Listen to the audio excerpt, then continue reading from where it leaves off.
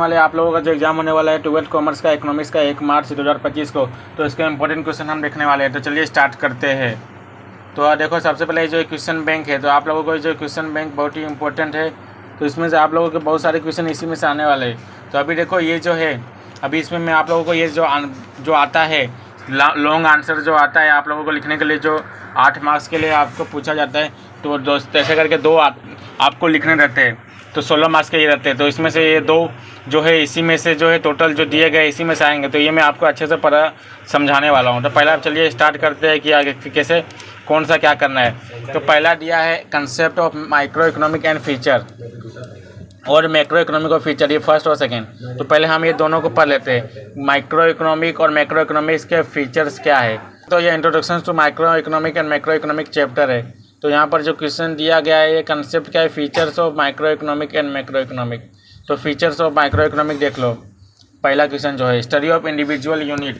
Micro economic क्या है, एक स्टडी है इंडिविजुअल यूनिट का। इसमें जैसे कि इंडिविजुअल फर्म हो गया, इंडिविजुअल प्राइस हो गया, इंडिविजुअल हाउस होल्ड हो गया।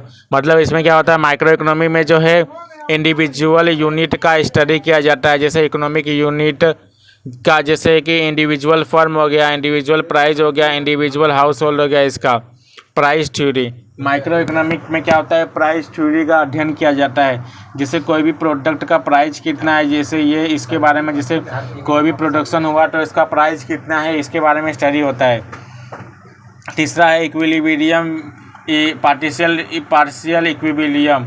तो ये है, देखो यहाँ पर आप लोगों को बता देता हूँ कि ये क्या है। तो इक्विलिब्रियम ये होता है जहाँ पर 2 फैक्टर का जो बैलेंस होता है। माइक्रो इकोनॉमिक्स जो है एनालाइज करता है पार्शियल इक्विलिब्रियम को, एनालाइज करता है इक्विलिब्रियम पोजीशन को, इंडिविजुअल इकोनॉमिक को।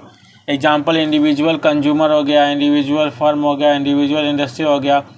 It isolate an individual unit from one other force and study equilibrium. मतलब इसको इंडिपेंडेंट स्टडी करता है। जैसे कंज्यूमर एक अकेले कंज्यूमर को स्टडी करता है, अकेले फर्म को स्टडी करता है, अकेले इंडस्ट्री को स्टडी करता है।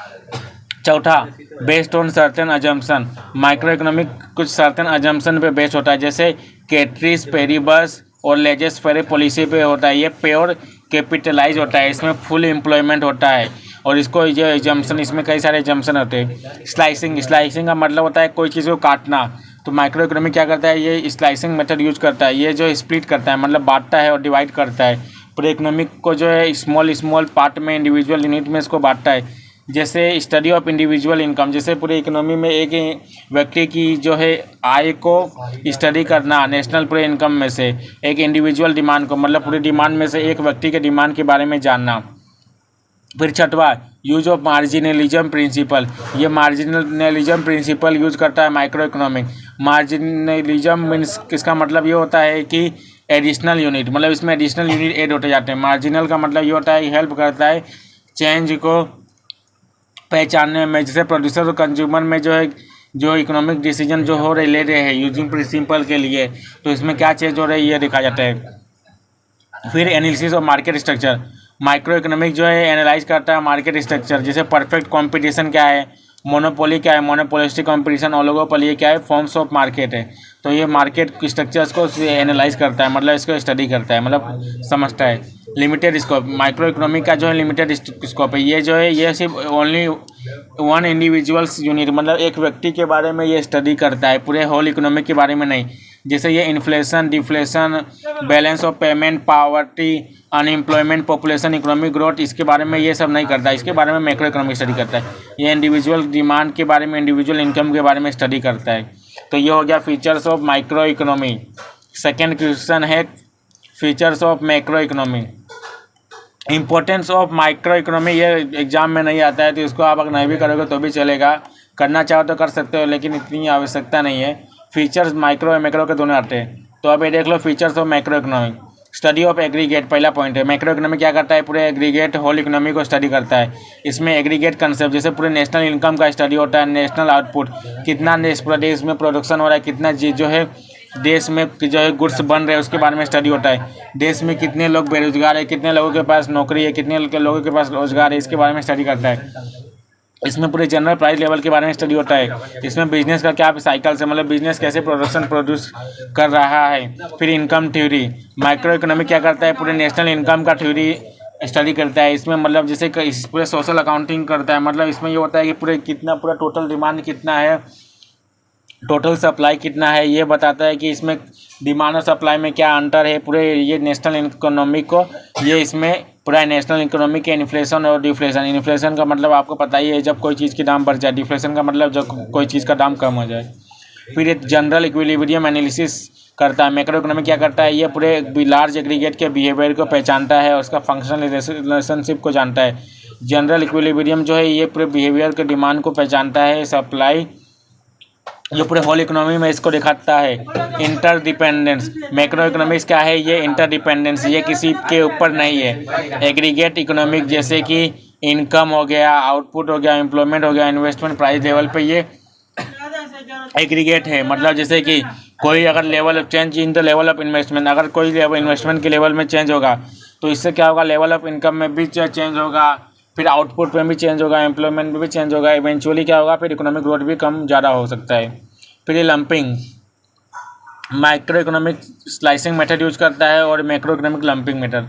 लंपिंग का मतलब ये होता है कि ये अकेले कोई चीज़ को स्टडी नहीं करता है, ये पूरा रेदर देन सिंगल स्टडी है, होल स्टडी करता है पूरे इकोनॉमी का। एक जो अकॉर्डिंग टू प्रोफेसर जो बाउल्डलिंग है, उनका एग्जाम्पल है कि forest is the aggregation of tree but it does not reveal the properties of an individual tree, this reveals the difference between micro और मैक्रो इकोनॉमी।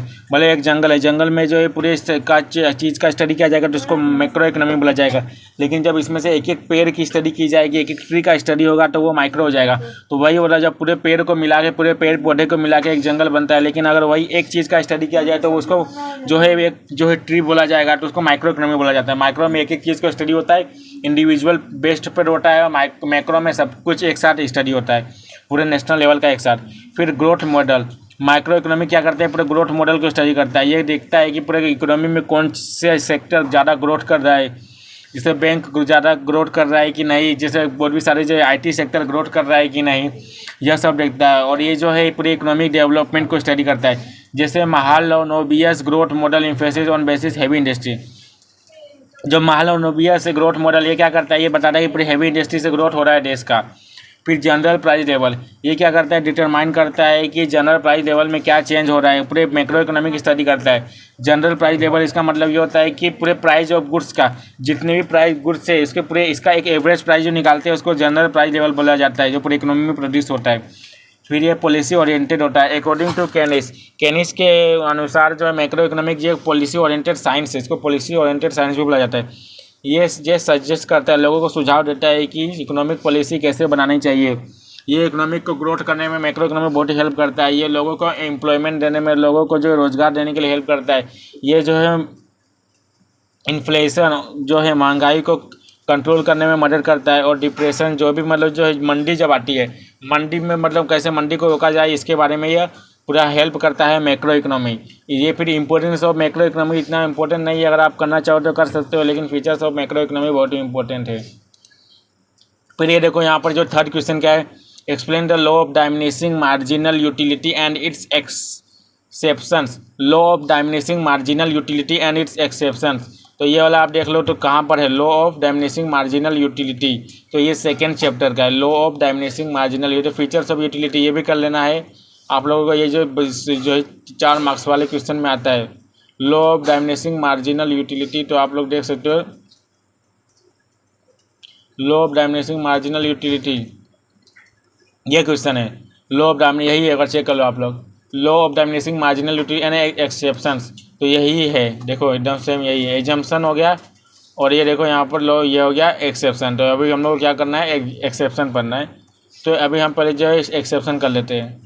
तो उसके लिए पहले लॉ ऑफ मार्जिनल डाइमिनिशिंग यूटिलिटी होता क्या है, ये जो है लॉ ये फर्स्ट प्रपोज किया गया था, प्रोफेसर जो गॉसेन थे उसने ये डिस्कस किया था और डिटेल में। इसके बाद जो अल्फ्रेड मार्शल उन्होंने डिटेल में अपने बुक प्रिंसिपल्स ऑफ इकोनॉमिक जो पब्लिश हुआ था 1890 इसमें बताया था। Law of diminishing marginal utility एक यूनिवर्सल कैरेक्टर से, यह बेस्ड है कॉमन कंज्यूमर के बिहेवियर पे। एक कॉमन कंज्यूमर के, इसका कॉमन कंज्यूमर का क्या बिहेवियर है, इस पर इसका इंटेंसिटी क्या, इस पर बिहेवियर है। इसका स्टेटमेंट ऑफ लॉ यह है कि प्रोफेसर अल्फ्रेड मार्शल के अनुसार जो है इसमें एडिशनल बेनिफिट है, जहाँ पर पर्सन जो है वो क्या करता है, इंक्रीज करता है स्टॉक को, और क्या होता है, डायमिनिशिंग होता है। Every increase in the stock के इंक्रीज होने से डायमिनिश होने लगता है।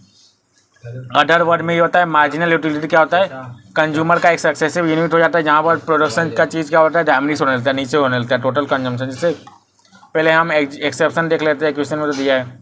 जिसे लोग क्या बोलते हैं, कोई भी चीज़ का प्राइस कम होता है तो प्राइस कम होता है तो डिमांड बढ़ता है, लेकिन कभी कभी ऐसा होता है कि प्राइस कम होता है लेकिन डिमांड नहीं बढ़ता। कुछ एक्सेप्शन है, जैसे हॉबीज़।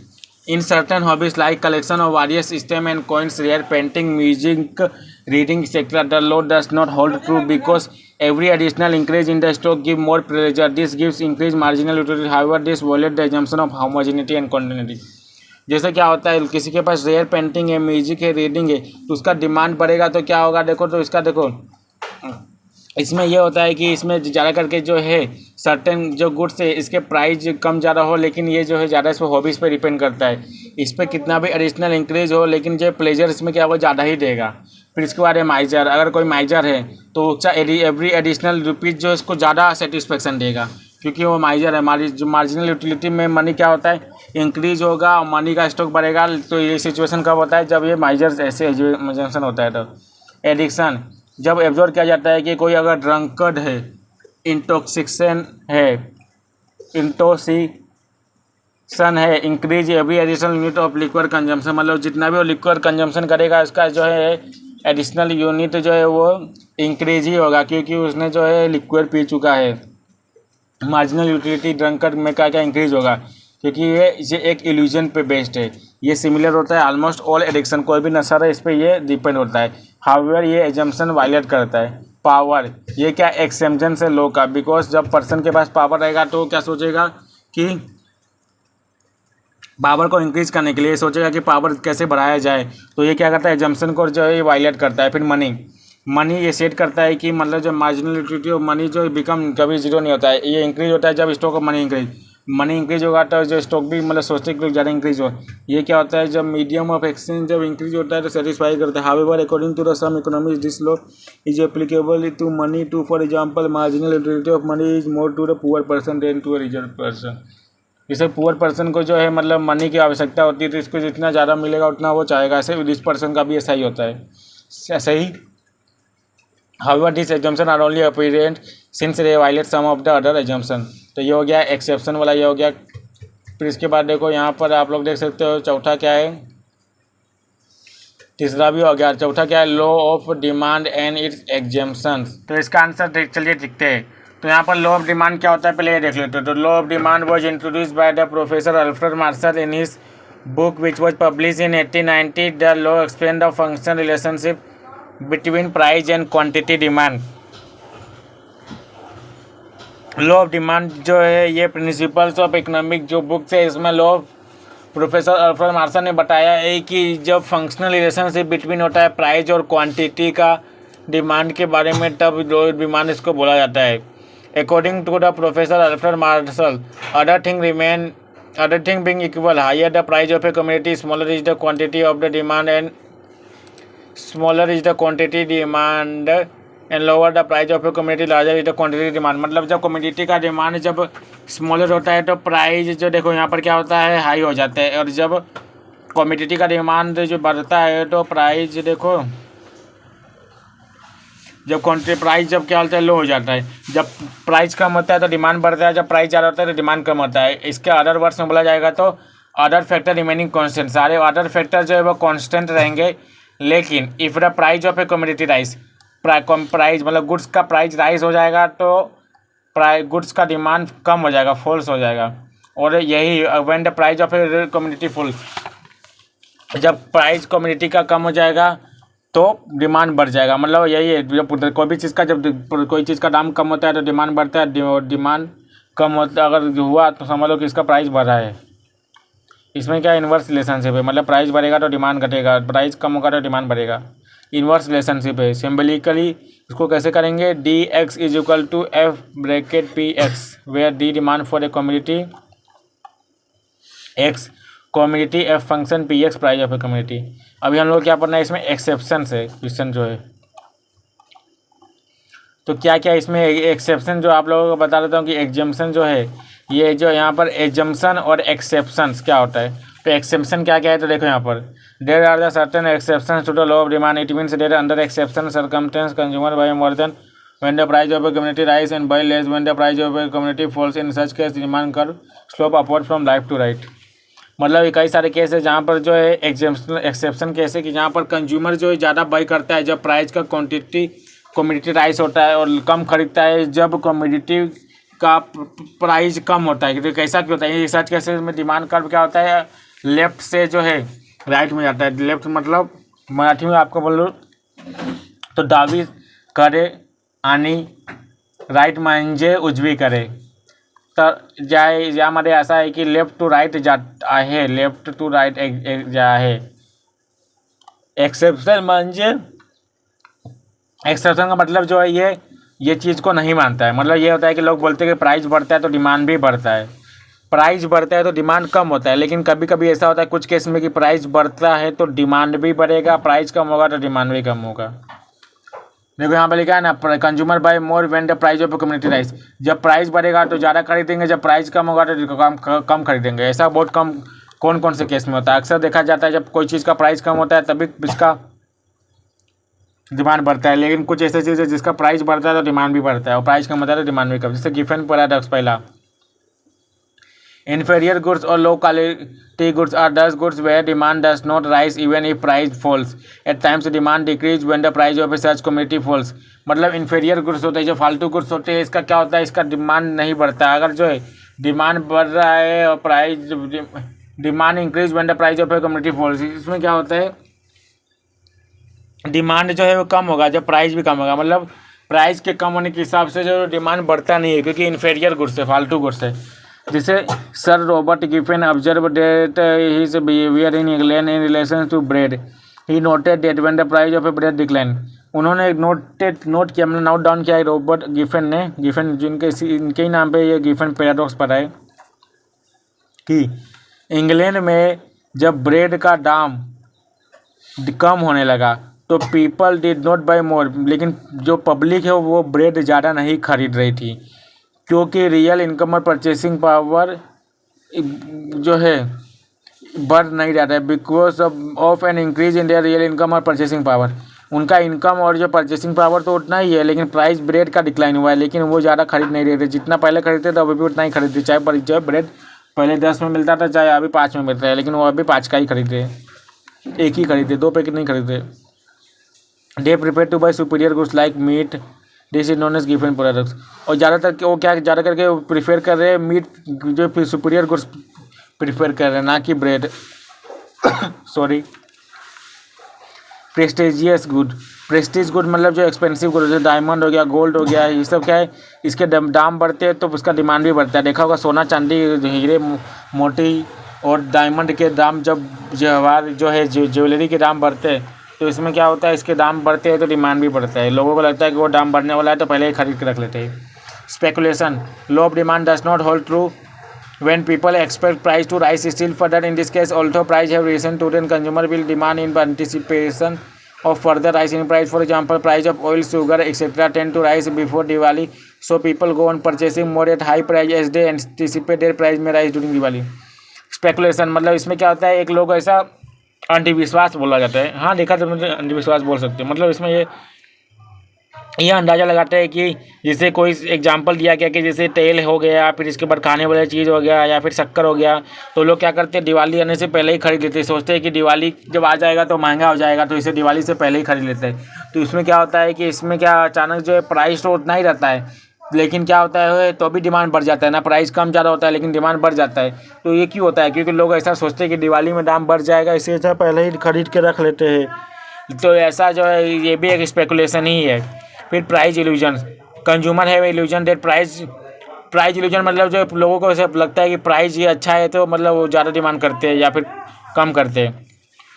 कंज्यूमर को एक इल्यूजन है कि जो हाई प्राइस का चीज़ होता है वो अच्छा गुड क्वालिटी का होता है, और जो जिसका चीज़ प्राइस कम होता है वो लो क्वालिटी का होता है। तो जैसे क्या हो गया, ब्रांडेड प्रोडक्ट जो एक्सपेंसिव होते हैं तो इसका प्राइस ज़्यादा होता है, क्योंकि लोगों को लगता है कि इसका प्राइस ज़्यादा है, ब्रांडेड प्रोडक्ट है तो इसके लिए लोग इसको ज़्यादा खरीदते हैं। और वही उसी ब्रांडेड प्रोडक्ट का दाम कम कर दिया जाए तो लोग कम खरीदेंगे, क्योंकि लोगों को लगेगा कि लोकल क्वालिटी का, ये ओरिजिनल क्वालिटी का प्रोडक्ट नहीं है।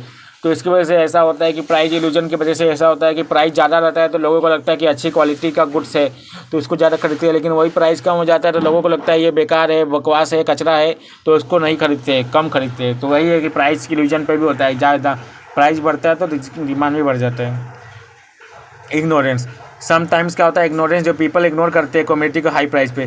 दिस में happen when consumer is ignorant about the price of that community at other place. Ignore करते हैं मतलब क्या होता है, कभी कभी जो है मतलब दूसरे प्लेस पे क्या मतलब क्या ये नहीं देखते कि दूसरे प्लेस पे उस चीज़ का कितना दाम है और वो चीज़ खरीद लेते हैं। तो ये भी होता है। इसके लिए आप कोई भी चीज़ खरीदने जाओ दुकान पे तो पहले आप लोगों को 2-3 दुकान पे पूछ लेना चाहिए, चाहे आप कपड़ा खरीदने जाओ या जैकेट खरीदने जाओ, कुछ भी खरीदने जाओ, या फिर आप जो सैंडल खरीदने जाओ, जूता खरीदने जाओ, पहले आप 3-4 दुकान पे पूछने के बाद ही कोई चीज़ खरीदने का। तो इग्नोरेंस ये होता है कि आप लोगों को कोई दुकान पे गए, आप लोगों को यहाँ पर तो अच्छा सस्ते में मिल रहा है और लेकिन आप लोगों को क्या लगता है कि दूसरे दुकान पे उससे भी सस्ता मिल रहा होगा, लेकिन आपको पता नहीं रहता है। तो इसमें क्या होता है, ज़्यादा प्राइस पे भी आप खरीद लेते हो। फिर हैबिचुअल गुड्स में क्या होता है, due to the habit of the consumption, कुछ हैबिट के कारण, आदत के कारण भी दाम कितना भी ज़्यादा हो लोग उसको खरीदते हैं। जैसे चाय की पत्ती का दाम कितना भी हो जाए लेकिन जो चाय पीने वाला है वो पिएगा ही। और दारू का दाम, अगर दारू का दाम कितना भी हो जाए, दारू पीने वाला दारू पिएगा ही, गुटखे का दाम कितना भी हो जाए, गुटखा खाने वाला गुटखा खाएगा ही। तो ये क्या है, इसमें क्या होता है, प्राइस कम हो या ज़्यादा हो, खाने वाले खाएंगे ही। तो ये सब हो गया, ये सब ऐसे करके ये जैसे ये एक्सेप्शन है कि लोग बोलते हैं कि दाम बढ़ता है तो प्राइस कम होता है तो डिमांड बढ़ता है, लेकिन कुछ ऐसे केस है कि जहाँ पर प्राइस कम होता है तो डिमांड भी कम हो जाता है और प्राइस बढ़ता है तो डिमांड भी बढ़ता है। तो यही था, ये एक्सेप्शन था, सॉरी, एग्जाम्पशन तो ऊपर था, ऊपर दिया गया। तो ये हो गया 4 क्वेश्चन। फिर इसके बाद देखो ये क्या दिया, explain the concept of price elasticity of demand and its types. Price elasticity of demand and it's type, price elasticity of demand and it's type. तो ये भी क्वेश्चन देख ही लेते हैं। अभी आप लोग बोलोगे कि price elasticity of demand and it's type, यही वो क्वेश्चन देख लो। प्राइस इलास्टिसिटी ऑफ डिमांड क्या है और इसके टाइप्स क्या है। तो ये ज़्यादा बड़ा क्वेश्चन, थोड़ा सा बड़ा है, लेकिन मैं फटाफट आप लोगों को बता देता हूँ कैसे करना है। टाइप्स ऑफ प्राइस इलास्टिसिटी, देखो यहाँ पर लिखा है price elasticity of demand and it's type. तो देखो ये इलास्टिसिटी ऑफ डिमांड और प्राइस इलास्टिसिटी ऑफ डिमांड अलग चीज़ है। तो पहले हम देख लेते हैं प्राइस इलास्टिसिटी ऑफ डिमांड क्या है। तो चलिए फटाफट देख लेते हैं। तो क्या है, यहाँ पर देख लो, परफेक्ट इलास्टिक डिमांड। इसमें क्या होता है, ईडी इज इक्वल टू जे, यहाँ पर ये दिया गया है बार। तो यहाँ पर देखो क्या है, जब व्हेन ए स्लाइट और zero change in the price bring about a infinite change in the quantity demand of the commodity, it is called perfectly elastic demand. It is only a theoretical concept. For example, 10% fall in the price may lead to the infinite price in demand. मतलब ये होता है कि जब जो है कोई चीज़ का प्राइस 10% कम होता है लेकिन इसका जो डिमांड जो है वो अनगिनत बढ़ जाता है, तो इसमें प्राइस परफेक्टली इलास्टिक डिमांड बोला जाता है। यहाँ पर क्या देखो, डिमांड थोड़ा सा बढ़ा लेकिन जो है यहाँ पर जो इसकी जो है प्राइस थोड़ा सा बढ़ा लेकिन डिमांड इसका ज़्यादा बढ़ गया। फिर सेकेंड है परफेक्टली इनइलास्टिक। इसमें क्या होता है, परसेंटेज जब चेंज होता है प्राइस का तो इसमें कोई भी इफेक्ट नहीं होता है डिमांड का, मतलब प्राइस डिमांड बढ़ता ही नहीं है। जैसे अगर प्राइस जो है 20% कम हो गया लेकिन इस पर डिमांड पे कोई फ़र्क नहीं पड़ता। जैसे दूध और नमक, चाहे दूध और नमक का जो दाम जो है 20% कम क्यों ना हो जाए लेकिन नमक खाने वाले तो उतना ही खाएंगे। अब ऐसा तो नहीं, नमक का दाम पहले था 20 रुपये किलो, अब हो गया 5 रुपये किलो, तो अब लोग ज़्यादा नमक खाने लगेंगे, ऐसा नहीं होगा। ऐसे ही दूध का है, दूध अभी जो 50 रुपये लीटर है, वही दूध अगर 25 रुपये लीटर हो जाए लेकिन दूध पीने वाले तो जो है उतना ही दूध खरीदेंगे, ज़्यादा दूध तो खरीदेंगे नहीं, क्योंकि वो कंजम्पशन तो ये सब चीज़ का ज़्यादा करेंगे नहीं, चाहे दूध हो या नमक हो, जितना उनको ज़रूरत होगा उतना ही करेंगे। अभी नमक जो है आप लोगों को फ्री में मिले तो भी आप ज़्यादा नहीं लोगे, क्योंकि आपको पता है कि नमक का जो है यूज लिमिटेड होता है। तो यही है कि इसमें अगर प्राइस 20% या 40% या 50% भी कम हो जाए लेकिन डिमांड कम नहीं होता, ना बढ़ता है, उतना ही रहता है। फिर यहाँ पर आप देख सकते हो इसमें क्या होता है, फिगर इसमें देख लो कैसा रहता है। देखो यहाँ पर तो देखा, यहाँ पर सब कुछ जो यहाँ पर जो है सब कुछ इक्वल है। देखो यहाँ पर प्राइस हो गया, प्राइस पहले जो था इस पर भी इक्वल, जब प्राइस चेंज होता है तो भी डिमांड इतना ही रहता है, डिमांड चेंज ही नहीं होता। तो लिखा है जब when price rise to from OP से, ओ पी, देखो यहाँ पर ओ पी जो है, यहाँ पर आप लोग देख सकते हो ओ पी से जो प्राइस जो है, प्राइस हो गया ओ पी 1 पे जा रहा है, लेकिन जो है ओ पी टू जा रहा है। ये कहने का मतलब ये है कि प्राइस डिमांड इतना ही है। यूनिटरी इलास्टिक में क्या होता है, percentage change in the price leads to percentage change, मतलब क्या होता है जब 50% प्राइस कम होता है तो 50% डिमांड भी बढ़ जाता है। ये कब चीज़ होता है, ये चीज़ इसको क्या बोला जाता है, रेक्टेंगुलर हाइपरबोला बोला जाता है। फिर इसके बाद चौथा क्या है, रिलेटिवली इलास्टिक डिमांड। इसमें क्या होता है जब प्राइस चेंज होता है तो इससे ज़्यादा जो प्रोपोर्शनल, इससे ज़्यादा जो है डिमांड चेंज होता है। फॉर एग्जांपल अगर इसका डबल चेंज होता है, अगर प्राइस चेंज हुआ 50% कम हुआ तो डिमांड 100% बढ़ जाता है। ये इसको क्या बोला जाता है, इसमें क्या होता है, डिमांड कर्व फ्लैटर स्लोप हो जाता है। रिलेटिवली इनइलास्टिक, रिलेटिवली इनइलास्टिक में ये होता है कि जब जो है प्रोपोर्शनल चेंज होता है प्राइस में तो इससे लेस प्रोपोर्शनल चेंज होता है डिमांड में। मतलब जब प्राइस चेंज होगा 50% तो डिमांड चेंज होगा 25%। ये क्या होता है, ये कि देखो यहाँ पर एक इसमें होता है, इसको बोला जाता है, इसमें स्टीपर स्लोप रहता है। तो ये देख लो ऐसे बनाया गया है। फिर इसके बाद ये होने के बाद यहाँ पर इतना तो हो गया। तो ऐसे करके हमने जो है प्राइस इलास्टिसिटी भी कर लिया, 5 क्वेश्चन कर लिए, और बाकी 5 क्वेश्चन नेक्स्ट वीडियो में करेंगे। ये जो है बाकी जो है आप लोगों को 6, 7, 8, 9, 10 यह 5 क्वेश्चन नेक्स्ट वीडियो में, फिर बाकी जो 5 बचेंगे नेक्स्ट क्वेश्चन में। ऐसे करके 3 पार्ट में यह वीडियो में आपको करने हैं। तो बस इतना ही करना है, इससे ज़्यादा करने की आवश्यकता नहीं है। इतना कर लोगे आपका 16 मार्क्स कन्फर्म हो जाएगा।